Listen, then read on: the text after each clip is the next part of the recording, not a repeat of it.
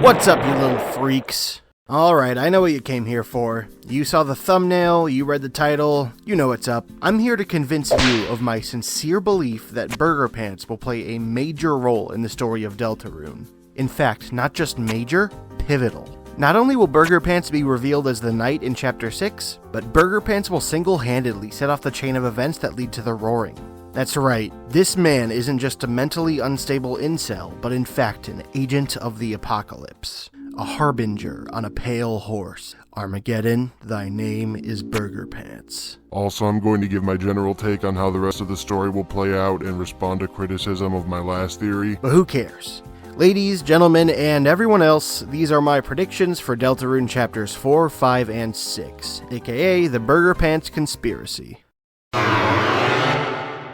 Chapter 3, Channel Surfing. First of all, in case you're new here, this video is a follow-up to my previous theory entitled 7 Days and 7 Nights, in which I posited that the knight isn't actually a character, but a title given to anyone who opens a dark world. You don't have to watch that video to understand this one, but if you'd like some additional context, check it out. Link in the description and the corner thing, probably. For now though, here's what you need to know. I theorize that each chapter's Dark Fountain will have a different creator, each of them considered the knight of their respective dark world. My predictions from Chapter 1 to Chapter 7 are pictured here. I think I gave a pretty solid case for Alvin, Miss Boom, and Noelle, but frankly we have so little to go off of regarding Chapters 4, 5, and 6, the middle children here were shots in the dark. The Dark Fountain, if you will. So, full disclosure, this video will be less evidence-heavy and therefore a lot more fanficky than the last one. That being said, my methodology for these picks was largely tied to my focus on the theme of escapism. The question was, who would be the most drawn to the possibility of escaping their everyday life? So I put together a team of the most depressed pieces of shit Hometown had to offer. The parentally neglected school outcast, the most divorced guy of all time, trademark, and the average retail employee. Now, I understand if the very idea of Burger Night might trigger some sort of visceral full-body response from you, but I gotta be honest, the more thought I've given to these three choices, the more I've convinced myself that Burgerpants is the most likely among them. Before we can get to that though, allow me to present the same corkboard but with some different shit on it. This is my patented ingenious navigational chart for obtaining reasonable readings of every chapter thereon. Or incorrect for short. There are three aspects of each chapter I want to fill in here: the night of each chapter, the Dark Fountain's location, and our Dark World tag-alongs. We'll be coming back to the incorrect chart after each chapter is filled out in full, but for now let's start with a simple one and fill out Chapter 3. Right off the bat, we know two of our major categories. Regardless of their motivation, we know that the night of this chapter is for sure Chris, and the location is the living room, which looks like it will meld aspects of the Dreamer household with TV-related themes. Now, what exactly do I mean by tag-alongs? Well, I realize this isn't a popular opinion, but I personally lean toward the idea that Noelle is going to be our only additional party member throughout the game, and the rest of the characters who make it into a dark world will remain NPCs. I know fighting alongside Toriel would be sick, but Noelle is a particularly important character to this story that I think will see a lot of focus. See the previous video for details on that. Additionally, developing a new party member to briefly use in each chapter might be an unrealistically huge amount of work. I mean, on top of the artwork, animations, and moveset, you also have the fact that each party member has an entirely unique dialogue quip for every single item and piece of equipment you can give them, and the list of things to do only gets exponentially longer the more items and party members are added to the game. In the end, I don't completely put it past Toby to just put his nose to the grindstone and commit to the bit, but I also don't think it's wise to get our hopes up. All this to say, when I say tag-along, think Berdly's role in Chapter 2. Lightners who end up in a dark world with us, go through a nice little contained character arc, maybe have a mini-boss fight, and maybe get killed by Noelle. For Chapter 3, I predict Toriel, Undyne, and Napstablook. I've seen debate over whether Undyne or Napstablook will be answering the call, and frankly I say why not both? Get the word frankly out of there, fucking Gone with the Wind ass, and I say why not both? I don't see an opportunity for either of them to see much focus later into the game, and I think it would be really cute to see their dynamic as partners. Okay, rookie. It's Blookie. We've got the perps cornered. You be good cop, I'll be bad cop. Good cop? But I'm not feeling that good today. Oh, well, how do you feel? I feel like garbage. Cop. Okay, if you're garbage cop, then I'm recycling cop. Let's clean up these streets. Oh. What? They got away. Chapter 4, Youth Group. So before we fully start on Chapter 4, let's talk fountains. Now, despite being a spherical pajama gremlin, I'm a normal person just like you. I put on my pants one leg at a time, I don't mind the smell of my own farts that much, and when it's time to predict future Dark Worlds, I look for double doors. If you're unfamiliar, there's this popular idea that a set of double doors makes any given location more likely to house a Dark World. The supply closet has double doors, and the computer lab didn't have double doors when Chapter 1 originally came out, but seemingly got gender-affirming surgery by the time Chapter 2 released. Good for her. Of course, Chapter 3's Dark World is an exception to this rule, but seems to be a special case due to the fact that we're in the room it's being created in, and therefore won't require the animation of Chris and Susie jumping in. So in preparation for this video, I did a few laps around Hometown and took screenshots of every cis pair of double doors I could find, plus any other places of interest, and came up with a tier list of sorts.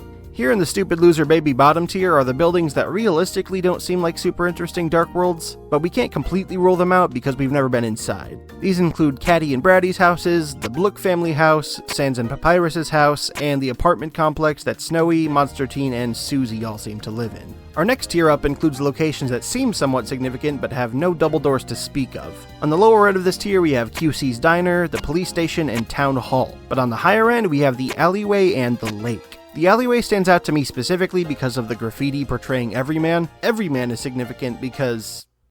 Let's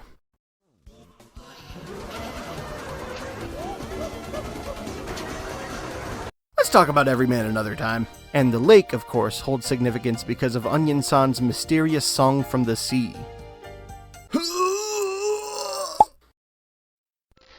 Crisper! I miss you, you hear? Missed you all day. Did you miss me? Oh, I was missed.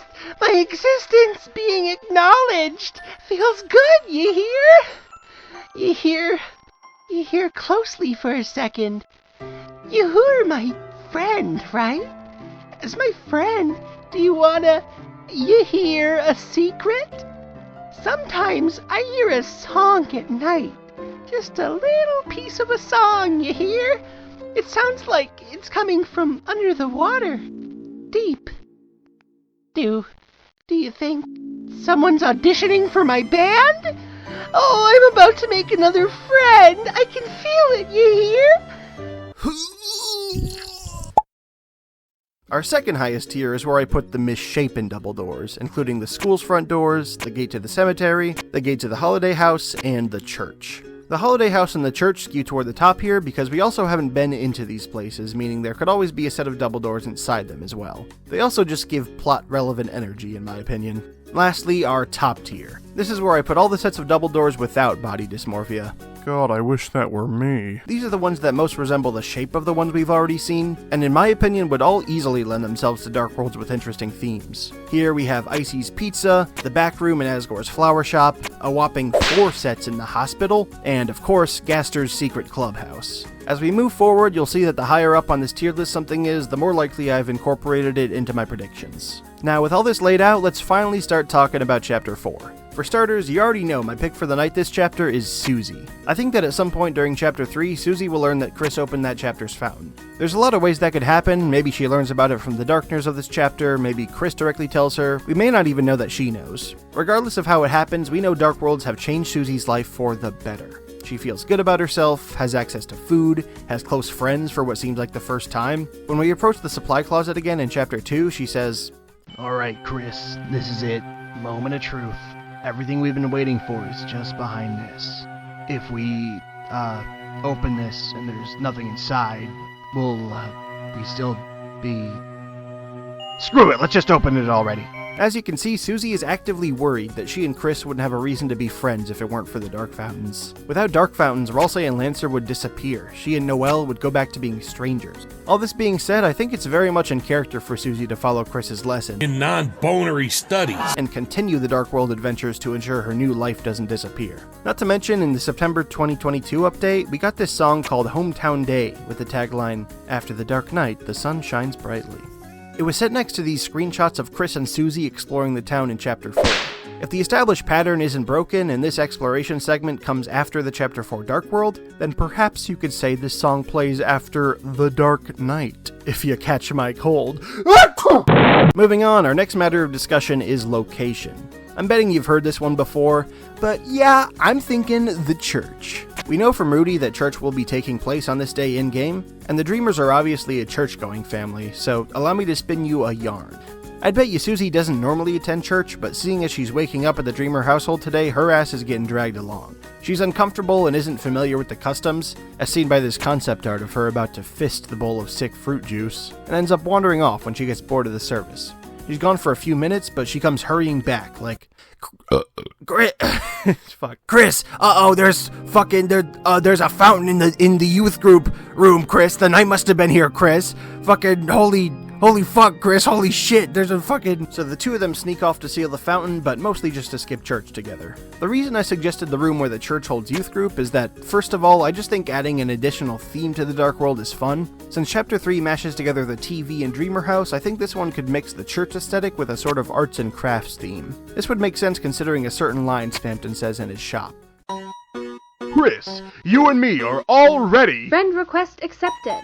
We don't need anyone else. We don't need easels or CRTs. As usual, navigating through the Spampton speak is a little difficult, but he's mentioning easels and CRT TVs in the same breath here. It's already a popular idea to assume that Spampton, much like Jevil, is sprinkling some foreshadowing into his dialogue, and we already know that a Darkner based on a CRT will be a central figure in Chapter 3, so maybe an easel Darkner could play a role in Chapter 4. Anyhow, let's move on to tagalongs. There are a lot to pick from, considering the majority of townsfolk likely go to church, but another reason why I picked the youth group in particular is that I think now would be a good time for the oft-speculated Caddy and Jockington Dark World. I find it pretty likely that the Cat family would be attending church, and you know Caddy's demon summoning ass does not want to be there. So I figure she might sneak off to get out at church service too, and Jockington also comes. I also want to throw the Booms up here as a possibility, because if I'm correct about their involvement in the first two chapters, I have to think the Church Dark World would be our best opportunity to, make them actual characters. If they're not there, I suspect we'll at least learn some info about them in this chapter at the very least. Lastly, I'm adding Asgore to the list. I don't imagine him playing a huge part in the chapter story, but since he's my Chapter 5 night pick, it's important that he learns how to make Dark Worlds here. I'm thinking Toriel sends him to check on the kids after they've been gone a while, and he ends up falling in. Then at the end of the chapter, we get back to Toriel, and she's like, "Church is already over, you stupid motherfucker. You dumb bitch. You useless fucking buffoon. God, you fucking suck, dude. I hate you so much." Chapter 5, Checkmate. In order to talk about my predictions for Chapter 5, I need to address a very common criticism I received regarding the last video, and that is Deltarune's scrapped intro cutscene. During the Undertale 6th anniversary stream, Toby released a scrapped piano sketch of the game's main theme, with the comment, "The arrangement is really early, but I created this thinking of an animated intro for the game, similar to Wild Arms. I still see it in my head when I listen to the song. The best part would have been at the end, when everyone is running up the staircase, as the silhouettes of the bosses from all the chapters show up, and the knight, standing in a white door, at the top of the stairs, turns around and looks down at them." A lot of people see this as definite proof that my theory isn't true, and I get it. Toby is very clearly referring to the knight as one guy here. I actually did know this information when I wrote the video and planned to bring it up, but I'm sorry to say, I forgot.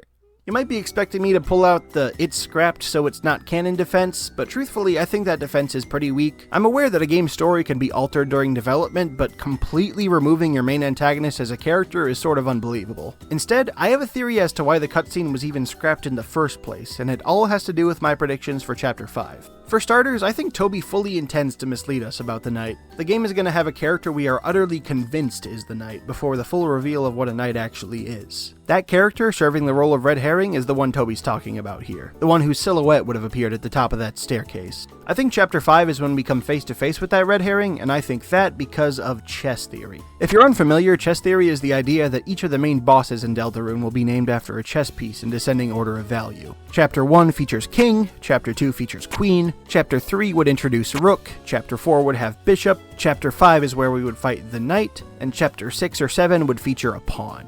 Now, as I feel my credibility slowly seeping out of my body, I have to admit that I get why chess theory isn't widely believed. I think what compels me the most about it is just the fact that King and Queen have such unremarkable names in comparison to other Toby Fox characters. Like, why not call them Spade King or Cyber Queen or something like that, you know?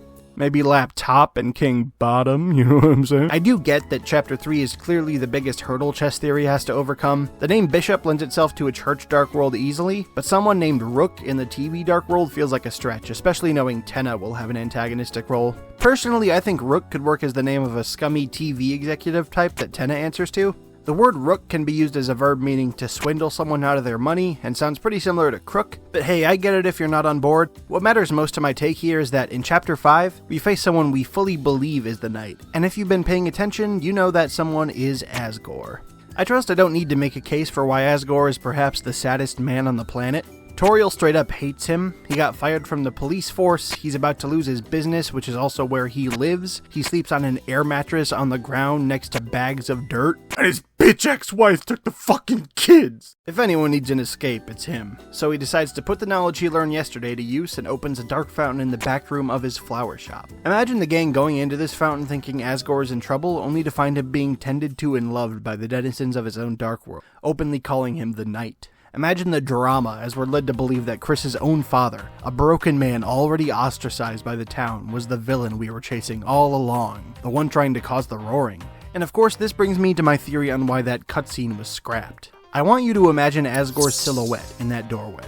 When Deltarune was first conceived, Undertale didn't exist yet, so Toby wasn't using the character designs from that game. You could hide a lot of characters inside a suit of armor to keep the knight's secret identity intact, but something you wouldn't ever be able to hide is Asgore's big dumb horns. That's why in the last video I called Asgore the Horned Knight, despite the many cooler names you all suggested in the comments, because Asgore's horns are so iconic to his design, they are the entire reason the intro cutscene never came to be. Okay, reel it in, Cammy. You're just writing Toby Fox fanfic now. I imagine this Dark World's theme would be a melding of gardening and comic books, considering Asgore tends to borrow comics from Alphys and has one sitting on his TV. Speaking of Alphys, she seems like the only non-hospitalized person in town who likes Asgore, making her a shoe-in for the tag-along spot. I'm predicting Mayor Holiday for this one as well, since a lot of folks speculate that the C who sent Asgore's eviction notice is her, and she could be coming to collect. I'll throw Toriel up here too. She would be the only tag-along thus far to get 2 Dark World appearances, but I think her significance to Asgore and Chris is reason enough. So, here's the burning question. You already know Burgerpants is my Chapter 6 pick, so how does he learn about Dark Worlds? Well, take this dialogue from Chapter 1 into account. You know when Azzy's coming home. You can't tell him this, but I really miss the guy. It'd be sweet to cruise around town like old times, picking up, for example, chicks. Which, as a matter of course, may not have ever actually happened. Burgerpants is extremely concerned with how chicks perceive him in both Deltarune and Undertale. I propose that around the time of Chapter 5, maybe in preparation of meeting his pizza JPEG girlfriend for the first time, Burgerpants rolls up to Flower King in search of some chick impressing flowers and witnesses something he shouldn't. And what does he do next? Well, before we can get into the Burgerpants conspiracy proper, there's one more thing to go over. Let's talk Talk Sprites. Chapter 6, One Night at Ices. Unfortunately, I have to open this section with some dire news.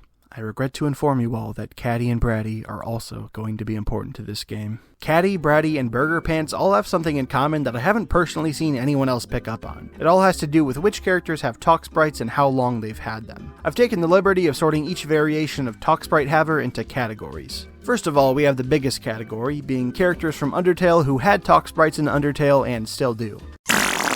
I think this category probably means the least in terms of plot relevance, simply because if any of these characters had Talk Sprites previously but lost them in Deltarune, it would just be jarring. I do think most of these characters will be plot relevant, I just don't think the Talk Sprite is a guarantee by itself. Next, we have the characters that are new to Deltarune and have Talk Sprites. This includes Susie, Noel, and Berdly, who have obviously made their mark on the story already, but also includes Caddy and Jockington, which is why the idea of them visiting a Dark World got so popular in the first place. This is made more significant by the fact that the remaining classmates, Snowy, Monster Teen, and Temmie, don't have Talk Sprites. Hearing that, you might bring up the same argument I brought up for the other Undertale characters. None of these 3 had Talk Sprites in Undertale, so why would they get them now?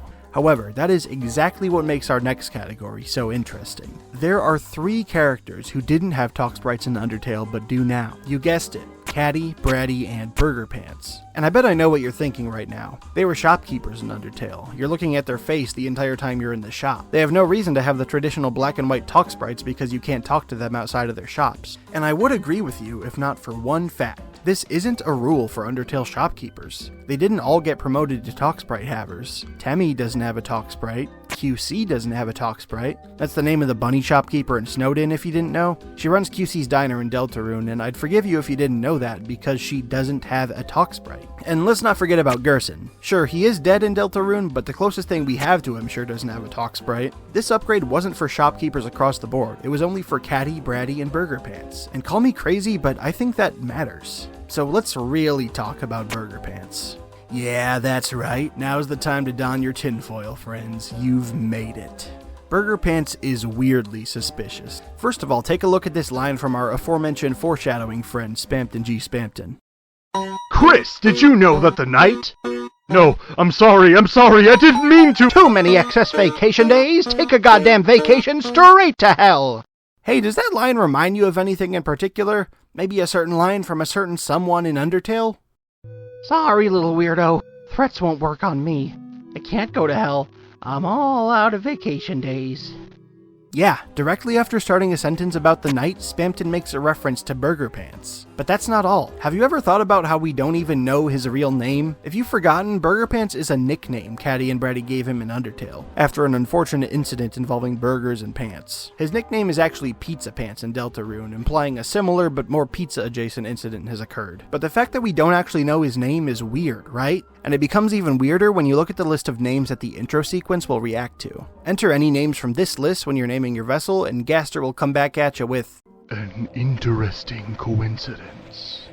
This list includes almost all the Talk Sprite havers in town, but also strangely goes out of its way to include QC, who doesn't have a Talk Sprite, and Gerson, who, as previously mentioned, is fucking dead. You know who isn't on this list? Alvin and Burgerpants. I don't even know what to make of that information, but it is weird, right? I mean, you could use it to argue that Alvin and Burgerpants won't be plot important, and you'd probably be right, but how did the less relevant turtle and the less relevant Undertale shopkeeper end up on here instead? I just think it's suspicious, alright? Not to mention, as I was editing the 7 Nights video, Toby randomly tweeted out 2 new Burgerpants Talk Sprites. And call me nuts, but I choose to see this as a sign from God himself. What other characters even get new Talk Sprites in between chapters? I'll tell you who. Every other character that's been to a Dark World so far! With all this information combined, I have a serious hunch that Burgerpants is gonna have his time in the limelight one way or the other. So let me tell you how it's gonna go. He finally gets a text from his online pizza girlfriend saying they can meet up in person. He swings by Asgore's shop to pick up some flowers for her, and he witnesses Asgore open Chapter 5's Dark World. So that would explain how he learns to make a fountain, but what exactly makes Burgerpants snap? Well, listen to this dialogue from Braddy. Like, well, Chrissy, you here? And a guy at the pizza place? God, what was his name? Pizzapants? Heard he got, like, a super hot girlfriend. What was her name? Like, Pizza Arena? So, Braddy definitely made up Pizzarina, right? Like, there's no other way to interpret that. So here's what I think is gonna happen. Burgerpants picks up those flowers on the way to meet Pizzarina for the first time, but Braddy shows up instead, and he learns the hard truth. He is devastated, humiliated. This is maybe in the top 20 worst things that have ever happened to him. So he decides to make it everyone's problem and opens a dark fountain in Icy's Pizza.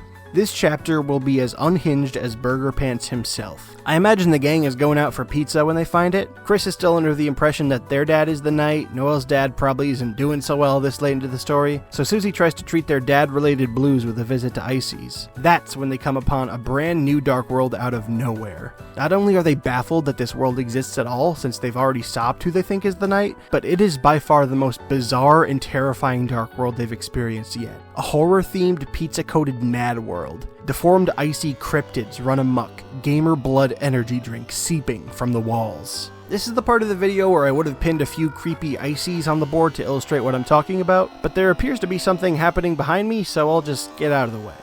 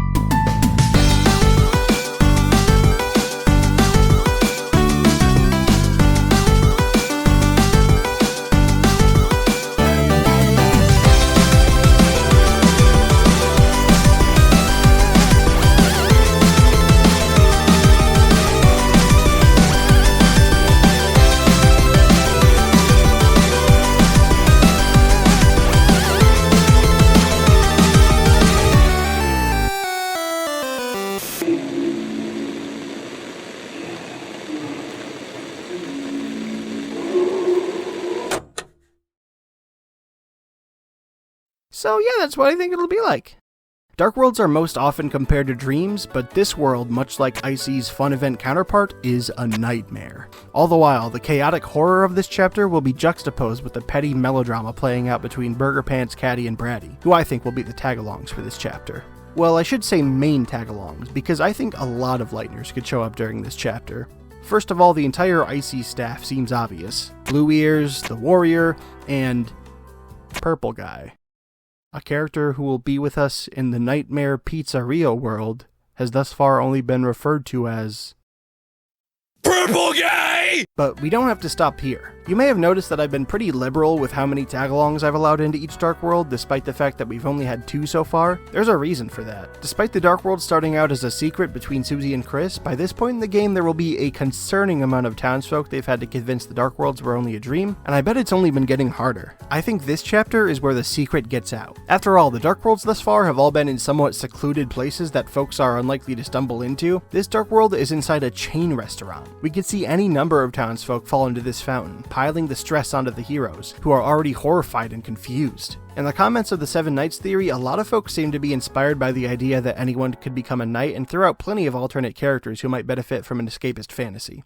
I mean, Alphys is a socially awkward loser who hangs out in an alley by herself, feeding a cat that doesn't exist. Mettaton is a nobody who doesn't feel at home in his own body. Undyne is bored by her life. Napstablook hates their job. Toriel doesn't understand her own child. Papyrus won't come out of the house. Snowy's mom is dead. Shiren's sister is dead. The dogs are in and out of prison.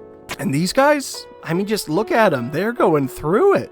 I mean, forget pinpointing the 3 saddest people in Hometown. Half of town is miserable. And after Chapter 6, half the town knows about Dark Fountains.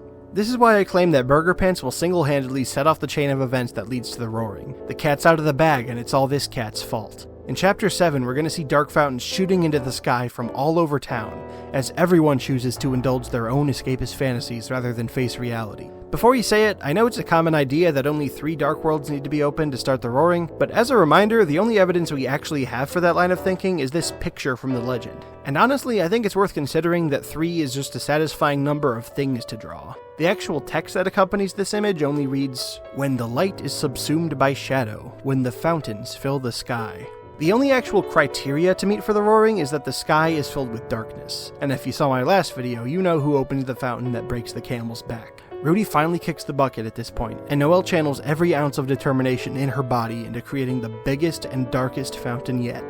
The one that completes the blanket of darkness over the sky. The Angel's Heaven. Oh yeah, and before we move on to Chapter 7, you might be wondering who I think the final boss of Chapter 6 will be in accordance with chess theory. In other words, after we face the knight, do we fight the pawn this chapter? Yeah, and it's Ralsei. But y'all ain't ready for that conversation. I'm just kidding, I'm sure you're very mature, I'm just saving that for my Ralsei theory. If you want to hear why and also hear who Ralsei's absentee father is, subscribe and give that bell a good spanking. Chapter 7, The Angel's Heaven. Now you may think you already know who I think the knight of Chapter 7 is, but the truth is I've only revealed half of it. Yes, I believe that Noelle is the knight of the normal route, but if you've watched the last video, you might remember that this is when I think the weird route fully diverges. The normal route will see the prophecy fulfilled when Noelle creates the Angel's Heaven, but in the weird route, Noelle does not. Either because she's emotionally numbed at this point, she's fully under our control, or she just doesn't have a positive association with Dark Worlds. In whatever way it has to happen, the prophecy is subverted and things get weird. Let's go over the normal route first, though. Obviously, Noelle is our knight. I think the hospital is easily the most likely place for her Dark World to be, considering it would be where she would receive the news, and she might have the idea to bring Rudy to the place where, say it with me, everything can be healed with a little spell. Whether or not her healing magic would even work on someone dead in the real world, we'll have to find out. On the more disturbing side of things, there's also the possibility that a dead body would be considered an inanimate object by the fountain and become a darkener. All of a sudden, it would be a lot harder to convince Noelle to leave the fountain if it's the only place her dad can be alive. I imagine this Dark World would feature the hospital environment, of course, but also Noelle and Rudy's favorite thing to do together, dragon blazers, making this chapter the most reminiscent of a typical JRPG. As for tagalongs, I think the most likely contender would be Asriel. He should be coming home from college at around this time in the story, and considering the connection between the holidays and the Dreamers, he could be instrumental in bringing Noelle back down to Earth. Regardless of how things go down, I think the normal route will end up giving the more casual players a fulfilled prophecy and wrapping the story up in oh my god, I can't fucking read this sentence! Regardless of how things go down, I think the normal route will end up giving the more casual players a fulfilled prophecy and wrap up the story in a digestible way, despite not touching on a few of the game's mysteries. However, the weird route is for sick little freaks like you and me, the ones who will disregard the intended story of Deltarune and use all the tools at our disposal to look for answers. In the weird route, there is no Angel's Heaven and there is no roaring. The prophecy falls completely flat. And while I don't profess to know exactly what Gaster's part is in all of this, I believe that it is his intention to see the prophecy fulfilled. So when it's avoided, it's only natural that he would try to intervene. I propose that Gaster will be the Knight of Weird Chapter 7, and of course his Dark World will be in Chekhov's fucking bazooka, the bunker. I really won't pretend to know exactly what we're going to face down here, but this is where we finally get answers. About Des, about Chris's relationship with the player, and most importantly, Gaster himself. I also put forth that Sans and Papyrus are our tagalongs this time, not because they're particularly important to the plot, not at all. In fact, of all the Talk Sprite characters, they've had the absolute least to do in this story, the way I've proposed it. But again, the weird route isn't for people who give a shit about giving the characters of Deltarune a satisfying ending. This is the route where those who have been searching for Gaster for a decade now get their answers, and we all know that Sans and Papyrus are likely to be involved in those answers. I don't want to speculate much on exactly how the ending will go in either of these routes, considering how central it seems to be to Toby and the game as a whole. I've heard a lot of takes on Deltarune's one ending that do make sense. There's the idea that the ending scene of each route will be identical despite drastically different contexts. Maybe the ending will just be the end of the world regardless of what we've done up to this point. I personally like the take that the normal route doesn't have a proper ending and we'll need to play the weird route to actually beat the game. However, speculating about this aspect is basically trying to guess what happened in the fever dream that Toby had in 2011, and I fear I've dipped my toes a little too deep into writing Toby Vox fanfic today. So before we get out of here, let's take one last look at the incorrect chart and tell this story from start to finish.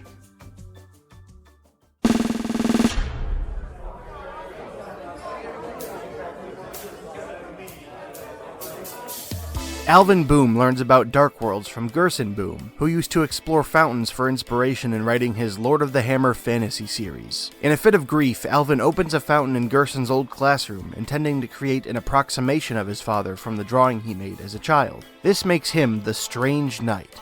Chris and Susie fall into this fountain, experience Chapter 1, and Alvin passes on his knowledge to Miss Boom. Miss Boom, after hearing about Alvin's attempt to recreate Gerson, opens a fountain in the computer lab where Gerson's old laptop is located, making her the Roaring Knight. Noelle and Berdly are the ones to fall into this fountain, and toward the end of the chapter, Chris learns how to make a dark fountain from Queen. Chris, after experiencing the escapist fantasy of two dark fountains and growing their relationship with Susie, Noelle, and Berdly, decides to create another dark world in their living room for the fun of it, making them the Silent Knight. Toriel, Undyne, and Napstablook end up in this one, and at some point during this chapter, Susie learns that Chris opened it. Susie wanders off after being dragged to church with the Dreamers, and inspired by Chris's actions in the previous chapter, opens a fountain in the youth group room, making her the Dark Knight. She passes it off as another dark world created by the knight they've been chasing, but really just wants to secure her friendship with Chris. Caddy and Jockington fall into this one due to them also skipping church together, and eventually Asgore is sent to check on the kids, resulting in him learning about dark worlds as well. After a verbal lashing from Toriel about letting the kids skip church, Asgore is in a particularly bad place and decides to open a dark fountain in the back room of his shop, making him the Horned Knight. What he doesn't know is that Burgerpants happened to stop by to pick up flowers for Pizzarina and witnessed it happen. Elphys and Mayor Holiday also happen to fall into this one, and the Fun Gang is convinced that Chris's own father is the one they've been chasing all along. After Burgerpants learns the truth from Braddy that Pizzarina was never real, he decides to wallow in his misery by opening a dark fountain at his place of work, Icy's Pizza, making him Pizza Knight. Not only are Caddy, Braddy, and the whole Icy staff dragged into this one, but so is anyone in town who happens to walk into Icy's that day, fully letting the secret out. Dark fountains made by miserable people begin emerging all over town after the incident at Icy's, almost completely submerging the sky in darkness. When Noelle receives the news that Rudy has finally passed away, she creates a dark fountain in the hospital so powerful that it fully tips the scales and sends the world into the roaring. This fountain is the prophesied Angel's Heaven, and Noelle's title is O Holy Night. Our heroes, along with Azriel, who's returning from college, must venture into this dark world and convince Noelle that her life is worth living.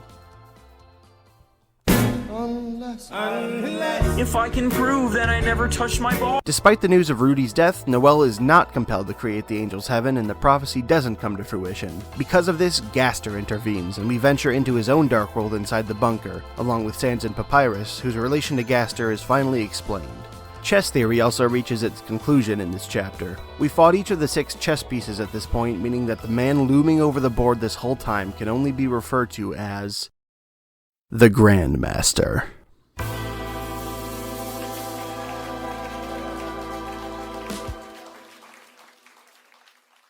And there you have it, my complete list of Deltarune predictions. And if you're wondering, yes, I have personally met with Toby Fox and confirmed that everything I've said in this video is 100% true. If the game comes out and none of these predictions are correct, Deltarune will be a bad game and I will hate it. Sorry! Anyhow, before the video's over, I also wanted to address some of the most common criticism I saw of the 7 Nights theory. That way this video is the definitive part 2 and I can move on to greener pastures. Greener Gasters? Gaster pastures. Right up front, I want to correct myself on some information from the last video that was just wrong. I don't think any of the stuff I'm correcting here really affects the theory as a whole, but I don't want my little freaks running around spreading misinformation. First of all, I pointed out that the word knight was highlighted in yellow when Berdly talks about being a knight in glow-in-the-dark armor. The word is not highlighted in-game. I guess some sick freak just edited this image and put it on Google Images just to fuck with me specifically. Next, I got some stuff wrong about medieval knights. I really did think the summary I gave in the video was accurate to what I read, but it turns out my disclaimer was completely correct. This kind commenter, after cringing so damn hard, clarified that the title of knight did not grant you land, but that knights were typically the firstborn sons of landed nobles, and therefore were often the first to be granted newly conquered land. In the end, it seems the knight to landowner pipeline still exists, even if I got the details wrong. Lastly, the way I talked about subject pronouns versus object pronouns was misleading and made me look stupid as hell. The point I was making was that the knight primarily being referred to with it instead of they places less emphasis on the individuality of the knight, and I do stand by that point, but there was no reason to bring the subject versus object dichotomy into it. A subject pronoun refers to the person or thing performing the action in a sentence, and object pronouns refer to the person or thing affected by the action. Subject and object pronouns have absolutely nothing to do with the personhood of what they're referring to. I also referred to it as exclusively an object pronoun when it can actually be used as both. For example, The roaring night, today it deigned to create this world. Here the word it is the subject pronoun in the sentence, and world is the object pronoun. No excuse here, I'm just a dumbass. Apologies to you guys and my 6th grade English teacher. Moving on, I think the single biggest point of disagreement I got in response to the last video came from Chris's motivations in opening the Chapter 3 Dark Fountain. I chose the Chris wants another adventure theory because my version of the narrative works best when each night is opening a fountain for the sake of escapism, but I do understand that Chris's motivations might just not be realistically understandable at the moment. I do want to give a more thorough defense of my opinion though. I think it's very reasonable to assume that Chris, like every other person who's been to a dark world, enjoyed the adventures they've partaken in. Judging by the devastating trophy ratio present in Chris and Azriel's room, I think they probably have a bit of an inferiority complex going on, and playing the role of an important hero for a few hours has to be nice for them. The Dark Worlds have also allowed them to forge a deeper connection with Susie, and I think it's worth considering that they want to have that experience with their mom as well. I even think this line of reasoning justifies why they left the front door open. I've heard a lot of folks speculate that they're trying to let Undyne know about Dark Worlds to get her help in stopping them, but keep in mind Undyne actively complains about how her job lacks danger and excitement. Considering the excitement the Dark Worlds have brought them and their friends, isn't it possible they're just trying to show her what Dark Worlds can offer? As for their motivations during the weird route, I previously didn't have a very strong argument, but this commenter actually provided an answer that makes a lot of sense to me. If Chris is concerned about what else we could do while controlling their body, it honestly makes sense that they would open a world full of more darkners to slay rather than stay in the light world and risk us terrorizing their actual friends and family. Finally, a lot of folks pointed out that Chris plugging in the TV between chapters points to them knowing how to make a dark world and planning to make one in the future. However, I think there's just as much room to speculate that all of Chris's soulless actions were in the interest of orchestrating a sleepover with Susie. First, Chris eats Toriel's pie overnight.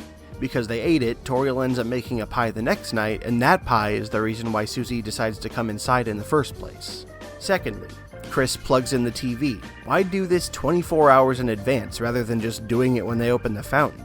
Because when Susie came over after school, they wanted to have the TV ready to watch. Lastly, Chris slashes Toriel's tires. When Toriel discovers them, she decides it isn't safe for Susie to walk home and invites her to stay over. Yes, I'm aware that Chris would have to be some sort of slumber party mastermind to pull this whole plan off, but I'm not done yet. If Chris has some sort of larger goal in opening fountains, why would they even care about giving this Dark World a TV theme? The only purpose I can see in turning the TV on is making the Dark World more fun. Furthermore, if they're trying to cause the roaring, why would they create a Dark World with themselves and Susie already in it? If you're trying to open multiple fountains at once, why give the professional fountain closers a head start?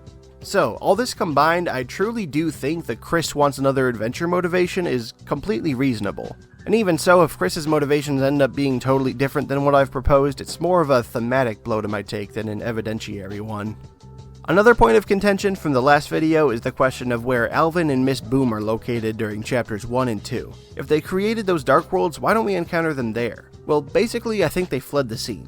As far as we know, only humans, or maybe Chris's soul specifically, can seal dark fountains. The Booms, being monsters, don't know how to close their fountains, so they panic and get out of there. This could actually provide an explanation for a certain other mystery as well. Imagine this. Alvin is running down the hall after making the Dark World in Gerson's classroom when he comes by the open supply closet doors. The closet is connected to Gerson's classroom, so when he sees the darkness seeping out, he thinks it's spreading, and slams the door shut before anyone can see. For Chris and Susie, who are in the closet, the door slams shut without explanation. Also, while we're talking about this, I also want to throw out the possibility that the bunker Dark World could also be Gerson's instead of Gaster's. If Gerson also didn't know how to close Dark Worlds, he would need to open his own in a particularly secluded place, and the bunker would be an excellent place for that.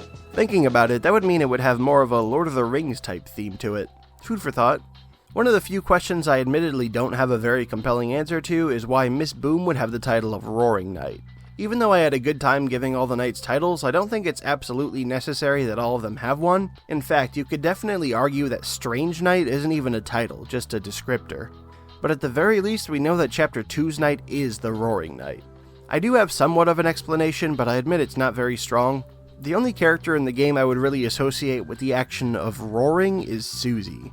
She do be going.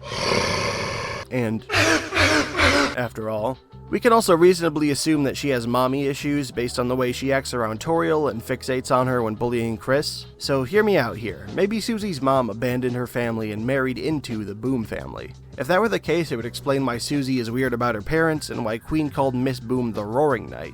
Because if she's the same monster species as Susie, that bitch probably be roaring. Yeah, I don't know. Scrap it. Scrap this part. The other question I don't have a great answer to is Alvin's dialogue at Gerson's grave. As you're exiting the cemetery at the end of Chapter 2, this text pops up. You heard Alvin mumbling to himself as you walked away. Were you proud of me, father? And is it right for this hammer to... This is easily the biggest piece of evidence toward Alvin Knight, and it's hard to justify this text without assuming Alvin has some sort of plan going forward. Most people would tell you he's using Gerson's hammer to create Dark Worlds. However, the problems I have with this interpretation are that, firstly, the soil around Gerson's grave doesn't visually seem to be disturbed at all, meaning that if he did dig up that hammer, his work in covering it up was unrealistically immaculate. Secondly, we don't know that a weapon without a blade is capable of opening a fountain. Not to say it's impossible, but if it is, we haven't been shown it yet. So here's my lukewarm explanation. I believe that Alvin might be considering digging up the hammer at this point in the game because he and Miss Boom's attempts to recreate Gerson as a Darkner, the drawing in the laptop, both didn't work out. Maybe he's decided that the best way to recreate Gerson would be to obtain the object coated in his dust and bring it to a Dark World. And now I'm talking about OBERON SMOG, goddammit. This does, however, imply that we'll be visiting at least one more Alvin-created Dark World in the future, which, while possible, doesn't gel with my theory. I think one advantage of my theory, though, is that you can take the base proposal of Knight is a title and apply it to a lot of other interpretations. For example, I think a lot of the evidence I supply for Miss Boom opening the Chapter 2 fountain could also just be evidence of Miss Boom allowing Alvin to open the Chapter 2 fountain. So maybe a more Alvin-centric narrative is possible, with additional dark fountains from Chris, Susie, and Noelle, the very, very wonderful names from the intro sequence. I also really enjoy hearing all the different side characters folks have suggested as Knight candidates, and so if you have any alternate ideas about how the story could go, leave them in the comments. I've been trying my best to read every single one. Some commenters have pointed out the fact that I didn't nominate a knight for the Castletown Dark Fountain, and no, that wasn't an oversight. It's just that in order to tell you who created Ralsei's Fountain, I need to tell you exactly what I think Ralsei is, and that's gonna be a whole thing. So if you want to hear my answer to this question, you better rub that subscribe button down like a beloved pet. The Ralsei's absentee father theory is cooking. Or like thawing, at least. Like I've transferred it from the freezer to the fridge. Like, it's not cooking yet, but it's ready to cook. Man, I need to shut the fuck up. Oh my god, it's finally done. Thank you so much for watching, everyone. This video was such an undertaking. Originally this was supposed to be like the small video in between bigger videos, but that went out the window long ago. I think it was probably around the time where I was assembling the Napstablook and Undyne puppets and waiting for my Gaster cosplay to come in the mail. I was like, maybe this has gotten too big for its own good. Anyway, I'm so glad it's finally out here. I hope you enjoyed, really. I don't even enjoy looking at this thing anymore. It's truly consumed my life for like 6 months. But also, I just wanted to extend a huge thank you to just everybody. Everyone who watched this, everyone who watched the first video and commented on it and subscribed. Really, it's been such a dream to see all the positive reception to what I'm doing, so just a huge thank you to everyone. I also want to give a huge thank you to Seek, who is behind the best part of the video, the Icy Art Showcase, as well as everyone who drew art for that showcase. I approached Seek with the idea for this commission and just gave the very sparse outline of the vibe is like you're in a dark world and you're encountering various freaks, and he just fucking blew it out of the park in every possible regard. I mean, you saw it. He's behind the editing, he's behind the music, he's even behind the Burgerpants sprite. They really just blew past all of my expectations, so thank you so much, Seek. You really made the video special.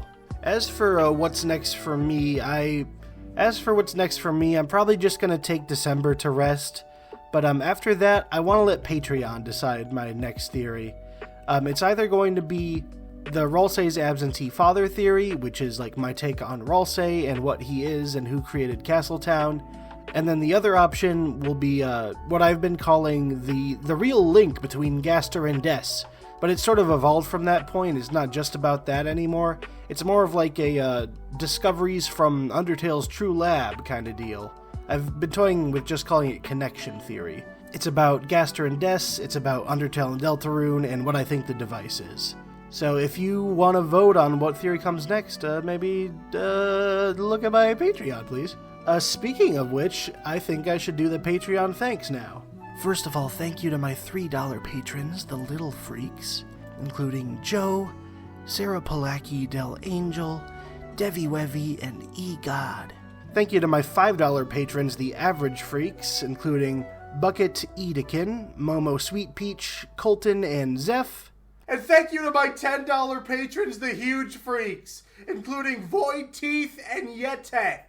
And finally, thank you so much to the bafflingly generous patrons who have subscribed to the Joke tier.